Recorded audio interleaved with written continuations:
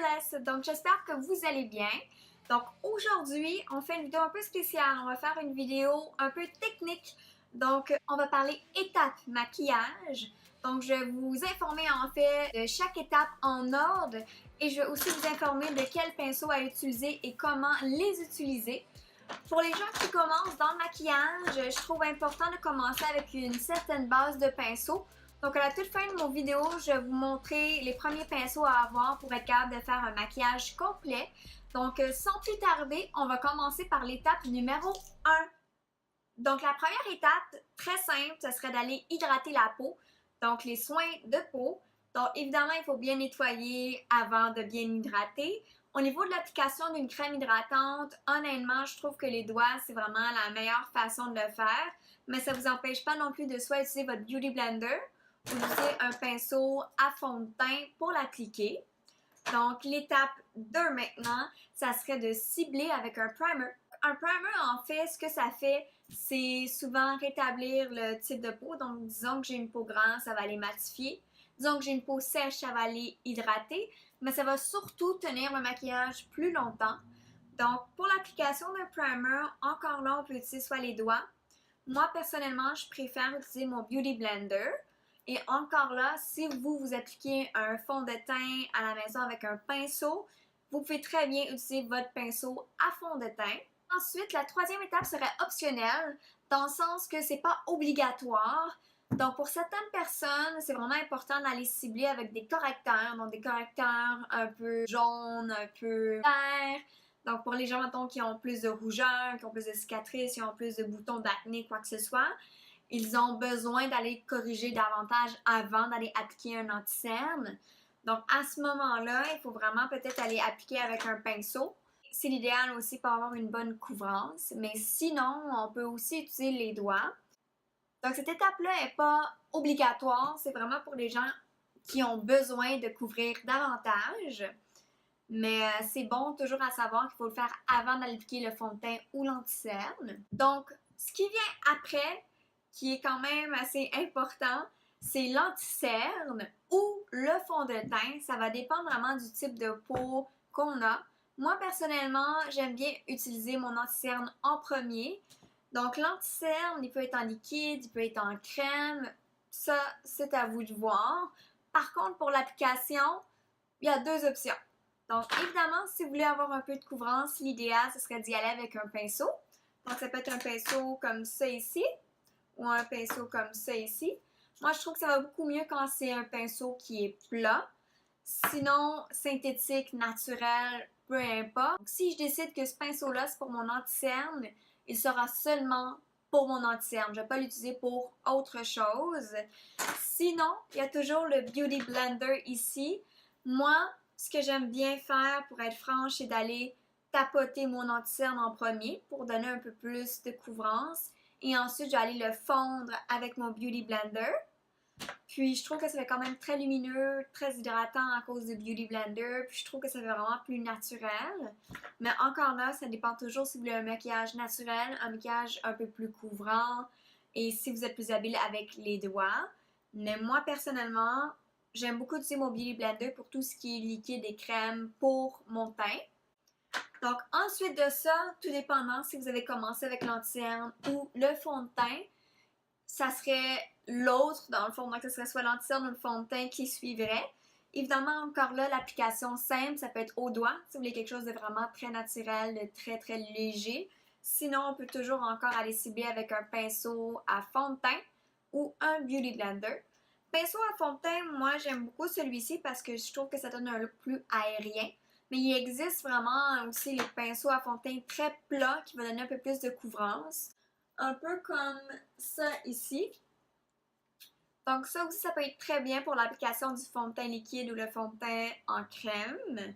Donc pinceau, éponge, doigt, peu importe, pensez juste à la couvrance que vous voulez avoir en bout de ligne, dépendant de l'étape que vous avez suivie. Vous pouvez aussi faire du contour. Donc le contour avec des crèmes. Donc un peu comme des sticks ou des anti-cernes. Donc aussitôt que c'est liquide, il faut le faire avant les poudres. Donc ce serait le moment de le faire. Donc après le fond de teint et l'anti-cerne. Donc le foncé dans le creux, la lumière au centre etc., etc. À ce moment-là, pour l'application, ça vous prend vraiment des pinceaux plus ciblés, donc un peu plus en angle ou un peu plus serré, vraiment pour aller bien structurer. Ou si c'est déjà un bâton en crème, c'est encore mieux, puis encore mieux ciblé avec le bâton. Et ensuite, on commencerait tout ce qui est poudre. Donc la prochaine étape est optionnelle, c'est pas tout le monde qui le fait nécessairement, mais je trouve que c'est une étape quand même pratique si vous aimez avoir une longue durée. Et si vous savez que vous travaillez les yeux par la suite avec des ombres à paupières, je trouve que ça fait moins de dégâts. Donc c'est le bake. Donc qu'est-ce que c'est le bake en fait? C'est d'aller fixer avec une poudre. Généralement c'est une poudre libre. Donc c'est d'aller fixer sous l'œil avec la poudre libre et d'aller tapoter en fait.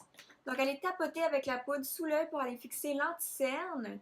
Et ça permet tout simplement une meilleure durée. Ça va aller donner un éclat supplémentaire. Puis quand vous allez travailler vos shadows, tous les pigments qui vont tomber, vous allez seulement pouvoir les retirer d'un coup de pinceau. Donc pour ce qui est du type de pinceau à utiliser, c'est un peu comme ça ici. On ne le veut pas trop gros, on ne le veut pas trop petit. Plus qu'il est serré, plus que la couvrance va être opaque. Personnellement, je trouve que c'est plus adéquat d'y aller avec un pinceau de cette taille-ci. Puis l'important, c'est juste d'être capable de bien cibler sous l'œil. Donc c'est vraiment en application tapotage comme ça, optionnel. Ensuite, toute personne qui maquille le visage avec un fond de teint liquide, un anti-cerne, tout fort gras en guillemets, se doit de fixer le tout. Donc fixer, évidemment, c'est avec une poudre. Ensuite, pour le choix de poudre, ça c'est à votre discrétion. Ça peut être une poudre translucide, ça peut être une poudre de couleur, une poudre libre, une poudre pressée. L'important, c'est d'avoir une poudre pour aller appliquer partout sur le visage pour que tout ce qu'on a mis avant reste en place. C'est vraiment important d'avoir un pinceau. On ne peut pas vraiment faire cette étape-là au doigt. Puis moi, personnellement, à l'éponge, je trouve pas que c'est le plus beau des résultats. Donc, ça vous prend vraiment un pinceau plus souple. Donc, un peu comme ça ici. Il peut être blanc, il peut être noir. C'est pas grave. L'important, c'est qu'il soit vraiment gros puis qu'il soit fluffy comme ça. Comme ça nous fait vraiment un look plus aérien. Puis en plus, la poudre va être uniforme partout. Donc j'ai celui-là, j'ai celui-là. La limite du plus petit, je dirais que ce serait lui ici. Mais on ne pourrait pas y aller avec quelque chose comme ça ici. Là. Il faut vraiment un pinceau souple. Puis passer partout, partout, partout sur le visage. Après la poudre de finition qu'on a mis partout, on va aller commencer le contour en poudre si vous n'aviez pas déjà fait le contour en crème. Donc à ce moment-là, je conseille tout simplement de prendre un pinceau en angle, un peu souple, pas trop gros. Ça pourrait tout simplement être le pinceau que vous allez utiliser pour votre blush ou votre bronzer. Puis voilà, donc vraiment dans le fond, vous pouvez tout simplement le faire avec un blush, donc une poudre pressée tout simplement. Je trouve que c'est un peu difficile d'aller faire du contour avec une poudre libre, en fait avec une poudre plus foncée libre, je trouve que ça va faire un peu plus de dégâts. Donc l'idéal, ce serait de faire un contour en poudre pressée. Puis là, à ce moment-là, tout dépendant de la couleur que vous choisissez, là, ça peut être votre bronzer, ça peut être votre blush, c'est comme vous le sentez. Mais pour l'application, ça vous prend un pinceau un peu plus petit. Puis je trouve que c'est l'idéal lorsqu'il est en angle, comme ça nous permet de vraiment bien cibler la zone à définir. Donc, après le contour en poudre optionnel, on irait cibler avec un blush. Donc, à ce moment-là, le blush, il faut l'appliquer au pinceau, c'est certain. On ne peut pas vraiment appliquer ça à l'éponge ou au doigt. Donc, encore là, moi, j'irais tout simplement cibler avec le même pinceau que j'ai utilisé pour mon contour. Donc, un pinceau un peu plus petit, un peu plus en angle. Ça peut très bien être un pinceau un peu plus plat aussi. L'important, c'est pas que ça soit gros comme celui-là, parce que sinon, on va arriver à mal définir. Ça va être trop gros. On ne sera pas capable de bien cibler la pommette ici. Donc, un pinceau plus petit, souple, en angle ou plat, peu importe. Mais il faut un pinceau pour bien appliquer le blush. Après le blush, généralement, vient la partie la plus intéressante qui est le highlight, donc l'illuminateur de teint. Donc évidemment, si on a travaillé la poudre, l'illuminateur de teint va être en poudre aussi. En poudre pressée, il peut être en poudre libre.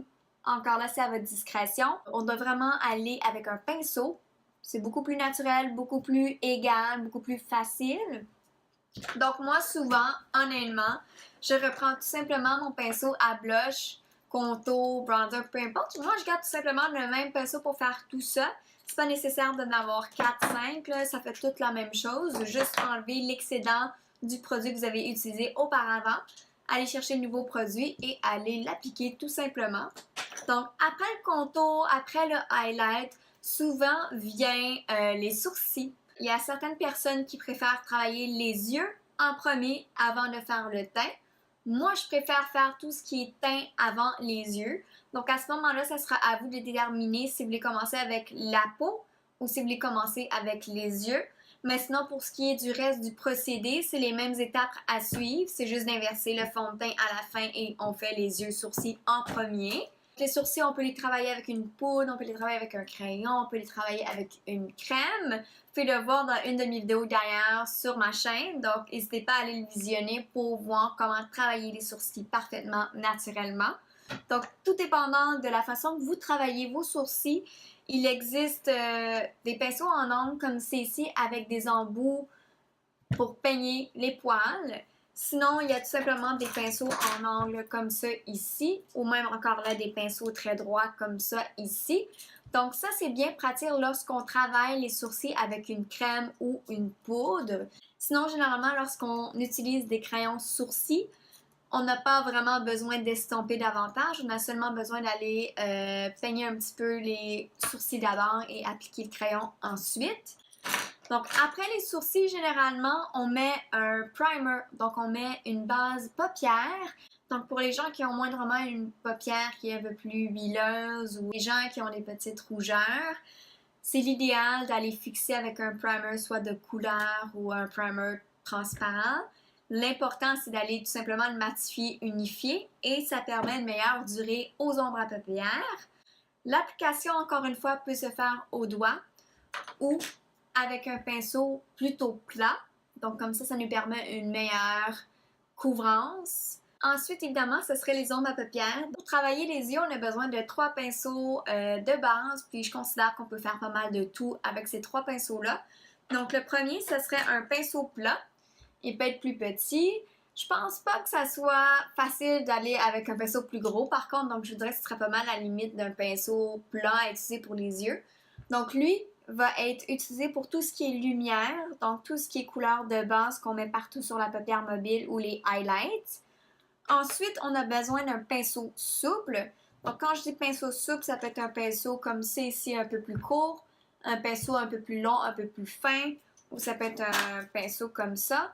L'important, c'est qu'il soit vraiment flexible, qu'il ne soit pas trop serré, parce que c'est avec lui qu'on va aller tout estomper les ombres à paupières et c'est aussi avec lui qu'on va aller mettre les couleurs un peu plus foncées dans le pli ici naturel de l'œil. Donc, peu importe comment qu'il est, l'important c'est d'en avoir au moins un. Et le petit dernier, c'est vraiment un pinceau en angle. Je dis pinceau en angle parce que c'est plus facile à trouver, puis c'est universel comme pinceau. Mais sinon, ça peut être aussi un pinceau un peu plus fin comme ça ici. Ça peut aussi remplacer votre pinceau en angle. Donc, lui ici va permettre d'aller faire des lignes sous l'œil ou des liners au-dessus ici, ou même aller estomper un peu le coin externe des smokey eyes un peu plus en V. Donc, ce sera vraiment les 3 pinceaux de base à avoir pour faire un maquillage complet des yeux. Puis le primer, on pourrait très bien l'utiliser au doigt. Ensuite, généralement, on peut soit aller mettre des crayons des yeux, donc des crayons à l'intérieur de l'œil, à l'extérieur de l'œil, ou des eyeliners liquides ou en crème.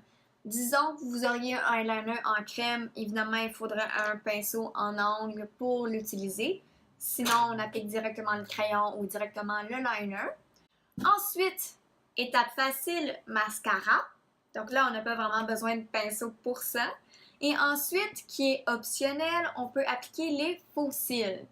Donc, faux cils, honnêtement, mis à part la colle, peut-être un coton-tige pour aller déposer la colle sur la bande de faux cils, on n'a pas vraiment besoin de pinceau. Ensuite, ça serait les lèvres. Donc, au début, on a déjà fait les soins de peau. Donc, si vous avez oublié d'hydrater vos lèvres, ce serait le moment de le faire. Donc, on hydrate la lèvre. Ensuite, on va aller tracer le contour des lèvres avec le crayon. Donc, on n'a pas besoin de pinceau. Et évidemment, on va aller appliquer le rouge à lèvres par-dessus. Pas besoin de pinceau encore là. Personnellement, je ne considère pas qu'on a besoin d'un pinceau pour appliquer nos propres rouges à lèvres. Mais encore là, si vous préférez appliquer au pinceau, ça vous prend un pinceau à lèvres.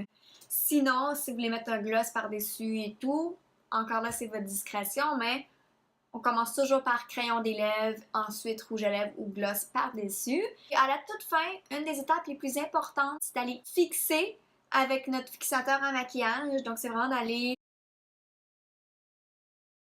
bien toucher tous les zones du visage qu'on a maquillé pour vraiment que tout reste en place, puis que l'hydratation reste dans la peau, puis que l'éclat reste toute la journée. Donc, voilà pour les étapes maquillage en général. Donc, récapitulons. Soin de peau, primer, fond de teint ou anti-cerne, contour highlight en crème au besoin. Ensuite, on irait mettre une poudre sous les yeux qu'on appelle le bake, qui est aussi optionnel. Ensuite, pour tout le monde, c'est important d'aller fixer tout ce qu'on a mis en liquide sur la peau. Donc, ça nous prend une poudre pressée ou une poudre libre. Donc, poudre fixatrice. Ensuite, pour aller mettre un peu plus de couleur, on irait faire du contour en poudre si on ne l'a pas déjà fait en crème. Ensuite, on irait mettre blush, highlight en poudre si on ne l'a pas déjà mis en crème. Ensuite, on irait attaquer les sourcils, donc avec un crayon, une poudre ou une crème. Ensuite, on irait mettre un primer sur la paupière mobile. On irait travailler les ombres à paupières par la suite. Ensuite, des ombres à paupières, on irait travailler soit avec un crayon, eyeliner, optionnel aussi, mascara et faux cils qui est aussi optionnel. Par la suite, si on n'a pas hydraté les lèvres, ce serait le moment de le faire. Crayon contour des lèvres, rouge à lèvres ou gloss. Et il faut vraiment pas oublier le fixateur à maquillage qu'on va aller appliquer partout généreusement. Donc, c'est pas mal ça pour ce qui est étape maquillage. Donc, j'espère que ça va vous aider un peu à savoir s'il vous manque des étapes ou si vous faites trop d'étapes. Donc, j'espère que ça va simplifier votre vie un petit peu. Donc, pour ce qui est des nouveaux dans le milieu du maquillage, je sais que c'est beaucoup d'informations. Je sais que ça fait peut-être beaucoup de pinceaux à utiliser. Inquiétez-vous pas, on commence tous quelque part. Puis, je vais vous montrer vraiment les pinceaux à avoir pour commencer. Donc, première des choses, pour faire tout ce qui est fond de teint liquide, anti-cerne, tout ce qui est fard, crème, hydratation, primer, tout ce qui est liquide, vous pourriez tout simplement vous contenter d'un Beauty Blender. Donc, le Beauty Blender va permettre vraiment un look super naturel, super léger. Ça va garder l'hydratation dans la peau, pardon. C'est vraiment facile à utiliser pour fondre les produits. Ensuite, un autre pinceau important, donc deux pinceaux importants pour le teint, que vous n'avez pas vraiment le choix d'avoir parce que sinon ça ne fonctionnera pas, ce serait d'avoir un gros pinceau souple pour aller mettre la poudre fixatrice partout. Donc il peut être plat, il peut être vraiment comme une grosse boule, ça peut être un kabuki, peu importe, mais ça vous prend un gros pinceau comme ça. Ensuite, ça vous prend un pinceau à blush. Donc, le pinceau à blush, vous allez l'utiliser pour le contour, le bronzer, le blush, le highlight. Donc, le même pinceau va tout faire. Donc là, à ce moment-là, tout dépendant de ce que vous préférez, vous pouvez y aller avec un pinceau un peu plus rond ou un pinceau un peu plus plat. Moi, personnellement, je trouve que l'idéal pour quelqu'un qui commence et qui n'est pas très à l'aise avec le maquillage, ce serait d'aller vraiment avec un pinceau déjà en angle. Ça va vous faciliter vraiment la tâche lorsque vous allez faire votre contour, quand vous allez appliquer votre blush et vos highlights. Vous avez juste à suivre vraiment l'angle de votre pinceau. Donc, c'est les seuls pinceaux vraiment que vous avez besoin pour vos poudres pour le visage. Donc, seulement deux. Pour les ombres à paupières, ça prend au moins 3 pinceaux de base pour tout faire. Donc, comme je vous disais un peu plus tôt, ça vous prend vraiment un pinceau plat. Il peut être plus petit, plus gros, comme vous voulez. Il faut un pinceau plat. Ensuite, il faut un pinceau souple. Il peut être plus long, il peut être plus court, mais il faut vraiment qu'il soit fluffy. Et le troisième pinceau, il faut vraiment un pinceau en angle, un pinceau super mince comme ça pour faire les lignes. Donc, les liners, les ombrés de shadow à la base des cils, sous les cils. Donc, ça serait vraiment ces 3 pinceaux-là à avoir pour faire n'importe quel look yeux. Voilà, ce serait pas mal ça en fait, vos pinceaux de base. Vous n'avez pas vraiment besoin de plus que 1, 2, 3, 4, 5, plus le Beauty Blender. Donc, vous n'avez pas vraiment besoin de plus que 5 pinceaux et un Beauty Blender pour commencer à devenir un pro du maquillage. Il faut juste trouver les pinceaux adéquats pour cibler nos besoins personnels. Donc, encore là, au niveau des étapes maquillage, je sais que je vous ai nommé beaucoup d'étapes. Je vous ai dit qu'est-ce qui était optionnel, qu'est-ce qui l'était moins, mais encore là, ça va toujours être à votre discrétion de faire ce que vous voulez. Donc, il n'y a pas de règlement, quoi que ce soit. Moi, je vous conseille ces étapes-là à suivre si vous voulez un maquillage qui va durer, qui va être lumineux, qui va être confortable à porter. Mais encore là, 5 pinceaux, un Beauty Blender, puis ça pourrait être 5 étapes, puis ça pourrait être un très beau maquillage aussi. Sur ça, j'espère que ça a été constructif. J'espère que pour les gens qui n'étaient pas certains de l'ordre des étapes maquillage, ça vous a éclairé un petit peu. Pour ce qui est de toutes les étapes aussi, je sais que c'est beaucoup d'étapes. J'espère que vous avez compris que c'est pas obligatoire de faire toutes ces étapes-là. Ça fait quand même une vingtaine d'étapes à faire. Donc, l'important, c'est que vous sachiez maintenant ce qui est important, moins important pour vos besoins à vous personnels. C'est possible de faire un maquillage complet avec 5 pinceaux ou avec un Beauty Blender pour tout ce qui est teint. Merci beaucoup d'avoir visionné la vidéo. J'espère que ça va vous aider pour le futur. J'espère pour les nouveaux dans le maquillage, ça va vous aider un petit peu. Merci beaucoup de votre écoute. Et n'oubliez pas de vous abonner à ma chaîne si ce n'est pas déjà fait. Aimez et commentez si vous avez des suggestions de vidéos à faire, si vous avez aimé la vidéo ou si vous avez encore des questionnements sur les étapes maquillage. Sinon, merci encore une fois et on se voit bientôt dans une nouvelle vidéo. Soyez fearless et peace out!